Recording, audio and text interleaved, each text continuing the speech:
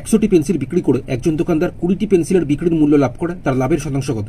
তো পুরোপুরি এই টাইপের কোশ্চেনের ক্ষেত্রে যদি এখানে লাভ থাকে তাহলে তোমরা বিয়োগ করে নিচে বসাবে। তো এখানে 100 থেকে 20 বিয়োগ করলে কত হচ্ছে? 80। 80কে নিচে বসালাম, ঠিক আছে।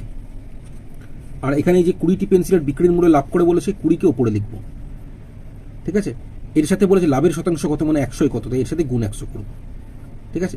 আর যদি এখানে কোশ্চেনে ক্ষতি হয় আর এখানে ক্ষতির শতাংশ জিজ্ঞেস করে, তাহলে নিচে এখানে যোগ করে বসাবো, অর্থাৎ 100 সাথে 20 যোগ করে 120, উপরে যেরকম 20 আছে থাকবে গুণ 100, ঠিক আছে। মানে 20/120 গুণ 100 যদি ক্ষতির কথা বলতো। আচ্ছা, যাই হোক, এখানে কাটাকুটি যদি করি আমরা, 20 4 80, 4 দিয়ে 100কে কাটলে কত হচ্ছে? 25। তাহলে লাভ কত হচ্ছে? 25%। অপশন এ সঠিক উত্তর হবে। এবার অঙ্কটি আমি বুঝিয়ে করাবো। সেক্ষেত্রে আমি ধরে নিলাম একটি পেন্সিলের বিক্রয় মূল্য 1 টাকা। তাহলে কোশ্চেনে বলেছে 100টি পেন্সিল বিক্রি করা হয়েছে, তো সেক্ষেত্রে একটি পেন্সিলের বিক্রয় মূল্য 1 টাকা হলে 100 টাকা। আচ্ছা, এবার কোশ্চেনে বলেছে এই 100টি পেন্সিল বিক্রি করে 20টি পেন্সিলের বিক্রির মূল্য লাভ করে, তাহলে লাভ কত করছে? 20টি পেন্সিলের বিক্রয় মূল্য। আমি কি ধরেছি? একটি পেন্সিলের বিক্রয় মূল্য 1 টাকা, তাহলে 20টি পেন্সিলের বিক্রয় মূল্য হয়ে যাবে 20 টাকা। এই 20 টাকাই লাভ হচ্ছে।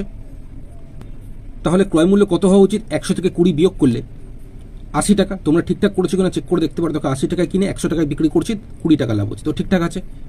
কোশ্চেনে জিজ্ঞেস করছে লাভের শতাংশ। এটা বের করার ফর্মুলা হচ্ছে লাভ বাই ক্রয় মূল্য গুণ 100।